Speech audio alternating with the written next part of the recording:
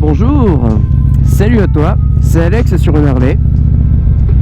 Bienvenue dans cette toute première vidéo de 2022.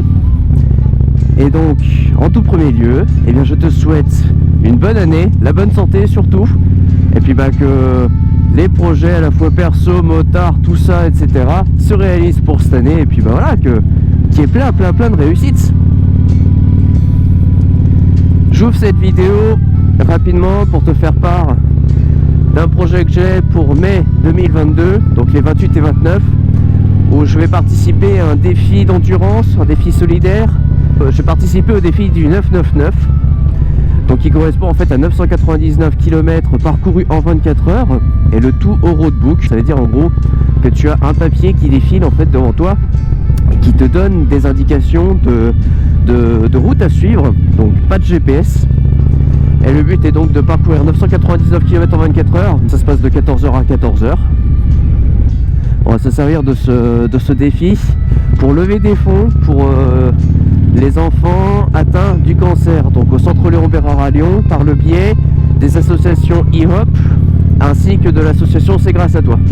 C'est là que je compte sur toi en fait pour en parler autour de toi, puis faire part de ce projet, histoire qu'un maximum de gens soient au courant. Et puis la raison étant que derrière, vu qu'on va lever des dons et que la totalité des dons iront donc à ces associations pour le bien-être des enfants, pour la recherche, etc. Donc on fait en sorte qu'ils surmontent la maladie et qu'ils aillent plus loin avec ton aide. Voilà, commence un peu à en parler autour de toi. Aide-moi dans ce projet, fais de la pub et ensemble on ira plus loin. Alors 2022, Harley qui a dévoilé donc ses modèles 2022, ses modèles mis à jour pour cette année sur son site internet. Il y a des premières motos, il y a des premiers modèles qui sont en train d'arriver dans les concessions américaines. Et donc là est le bon moment de faire le point un peu sur ce qu'on retrouve, ce qu'on ne retrouve plus cette année.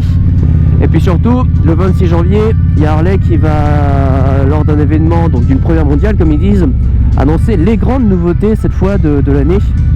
Alors, on va y aller gamme par gamme. Les sports, les cruisers, ce qu'ils appellent les Grand American Touring, donc qui correspondent en fait au touring qu'on connaît actuellement, les ADV, les tracks, et on va parler dans chaque gamme des grands absents. Donc, en commençant par la gamme des sports, on a donc à nouveau cette année le Sportster S qui revient. Il n'y a pas de nouveauté, si ce n'est donc du coup que les couleurs ont changé. Si tu peux monter sur cette vidéo, je t'invite à aller jeter un oeil. Et puis comme d'habitude, à aller essayer ce modèle en concession si tu en as l'occasion. Alors dans les cruisers, on va commencer par les absents. En tout premier lieu, le Slim n'est plus là. Le Lowrider S n'est plus là non plus cette année. Alors ça, je pense que c'est un peu un piège. À mon avis, on va en entendre parler le 26 janvier. Mais t'en sauras plus un tout petit peu à la fin de la vidéo. On retrouve le Sport Glide.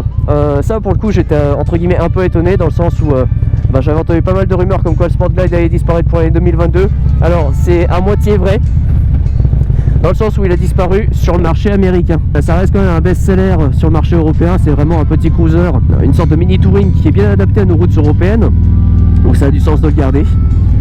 À côté de ça, donc du coup en termes de changement par rapport à l'année dernière, on a donc le Softail standard et le Street Bob qui, au lieu d'avoir des jantes à rayon, se retrouvent maintenant avec des jantes à bâton.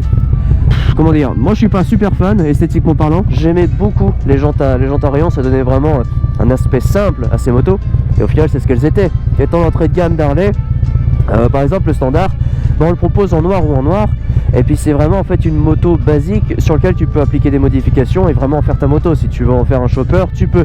Si tu peux en faire un scrambler, tu peux. Ça te donnait vraiment une base saine sur laquelle travailler. Ils ont peut-être des difficultés pour avoir des jantes à rayon, et que veux-tu que je te dise, c'est ainsi. Autre modification pas majeure entre guillemets, là on reste encore dans le subtil, c'est à propos de l'héritage, où lui il tire vraiment le gros lot de la customisation dans la gamme des cruisers, dans le sens où il y a 14 finitions différentes entre guillemets sur cette moto. Ça commence à faire. Et en fait c'est pas 14 peintures ou 14 coloris différents, non. En fait c'est que on a couplé sur l'héritage le fait de pouvoir avoir le moteur en finition noire ou alors avoir le moteur en finition chromée. Donc déjà ça double en fait le nombre de modèles dispo. Et à côté de ça, ils ont proposé cette année un modèle avec des jantes à rayon et un autre avec des jantes à bâton. Et là pour le coup tu vois, le modèle jante à bâton, je le trouve vraiment super chouette. Il rend vraiment bien. On a fait un peu le tour des cruisers et ce que je voulais dire dessus. Donc passons au Grand American Touring. Et donc pour les touring, il n'y a pas de changement majeur hein, très honnêtement cette année. Hein. Genre, ce sont les mêmes motos, on retrouve toujours le Road King spécial, le Road Glide spécial, le Street Glide spécial, l'Ultra et le Road Glide Limited. Donc ce sont les mêmes machines. Il y a juste des nouvelles peintures cette année. C'est tout, pas de changement majeur. Hein. On a quand même le retour de la peinture qui s'appelait Gunship Grey sur les années CVO de 2017, si je me souviens bien. C'est un peu le gris bleu de la marine américaine. Je trouve c'est vraiment une peinture qui est super chouette. Le seul regret peut-être que j'ai dessus, c'est qu'il me semble qu'à l'époque, en 2017 sur les CVO, c'était mat, alors que là c'est laqué. Je préférais en mettre. Mais bon, encore une fois, les goûts, les couleurs. Hein. Alors, pour les ADV Touring, donc pour les ADV tout simplement, donc la Panamérica en l'occurrence. On retrouve toujours le modèle classique et le modèle spécial, juste un changement de couleur de dispo, hein, le orange s'en va au profit du bleu, bon, j'ai rien à dire là-dessus, hein, c'est un changement de peinture. Puis si tu es intéressé, tu peux aller jeter un oeil à mon essai en vidéo. Et enfin les trikes, rien à dire dessus, hein, toujours le Freewheeler et toujours le Triglide Ultra, il y a des changements de peinture et c'est tout. Voilà. Les grands absents du coup en termes de gamme maintenant, ce sont les CVO, hein, on n'a pas vu de CVO là cette année encore.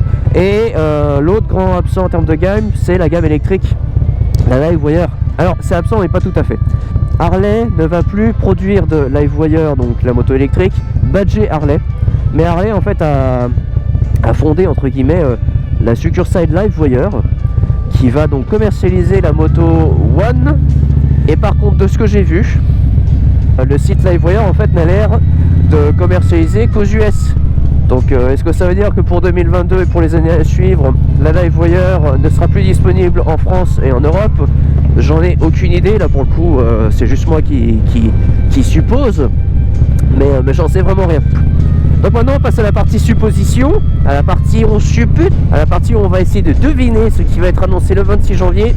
Et à mon avis on peut attendre 3 grandes lignes pour Harley. Alors on va commencer donc du coup par entre guillemets le plus classique, le plus commun, ce à quoi on peut le plus s'attendre, les modèles CVO. À mon avis les modèles CVO vont être annoncés le 26.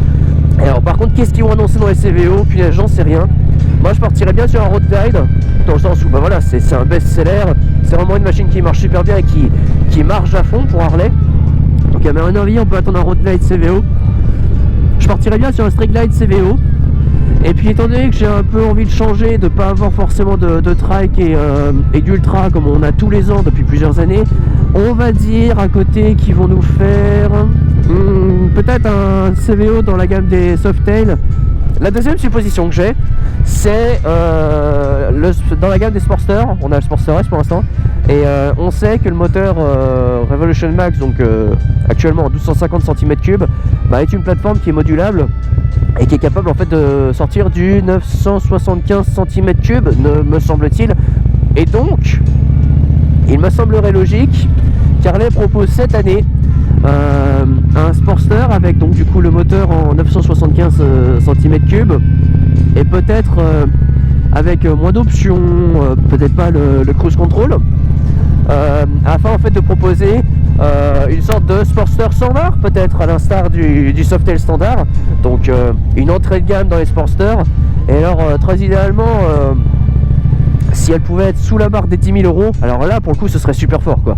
Proposer dans un petit châssis tout nouveau, tout beau, tout bien rigide, avec le moteur de 975 tout récent de chez Harley, donc un moteur puissant avec une moto légère, quelque chose de simple, avec 2 roues, un guidon, une selle et un moteur. Ça à mon avis ça ferait un véritable home run pour Harley. Mais bon, j'ai juste un motard, hein. Je te transmets mes souhaits, j'ai pas dit que c'était non plus le move le plus judicieux ou quoi que ce soit, mais moi c'est ce que j'aimerais voir. Et enfin, la dernière grande supposition, je suis quasiment sûr, dans ma liste des 3 propositions, celle-là c'est celle où je suis le plus sûr de moi, mais encore une fois je peux me tromper, qu'on va voir le retour du Lowrider S. parce que ça aussi c'est une super bécane, il n'y a pas de raison qu'il vienne enlever des Softail comme ça sans prévenir, sans quoi que ce soit. Donc à mon avis il revient, et il revient plus fort, et donc comme le dit la pub d'Harley, plus vite et plus loin. Alors ça veut dire quoi? Ça veut dire à mon avis qu'ils vont nous proposer le Lowrider S avec le moteur en 117 cubic inch, afin un peu aussi de faire écho au Lowrider S d'origine, donc le Dyna, qui à l'époque, donc du coup, au lieu d'être sur le Twin Cam en 103 cubic inch, était sorti avec le 110. Donc à mon avis, ça a du sens qu'ils fassent ça maintenant. Ils vont nous le sortir en 117, et voilà.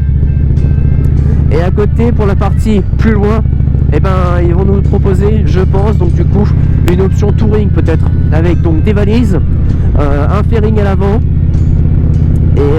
et voilà, ça proposerait en fait un touring un peu plus sportif, mettons, un touring qui est capable de faire le con dans les virages. On va voir un Lowrider S 117 cubic inch, option touring, qui va être présenté le 26 janvier, et à mon avis ça, il y a moyen vraiment que ça déboîte et que ça fasse bouger les choses un peu, que ça remue le monde des cruisers. Voilà, donc tout ça, c'était mon avis. Si t'es resté jusque là, merci, punaise. C'est quand même fou qu'il y ait quelqu'un qui m'ait écouté blablater pendant tout mon trajet à propos de moto qui n'intéresse que lui. Non mais bon, en vrai, je suis sûr que tu as un avis sur la question, et donc n'hésite pas à partager ça dans les commentaires en dessous, histoire un peu, voilà, qu'on lance la discussion et puis qu'on se mette un peu à spéculer avant le 26 janvier et voir cette date, qui a raison, qui a tort. Ça sera sympa. Si t'as aimé cette vidéo, écoute, comme d'habitude, tu connais la chanson, hein. Abonne-toi, laisse un commentaire, laisse un pouce bleu, partage la vidéo, merci d'avoir regardé, et puis on se dit à la prochaine. Salut, salut.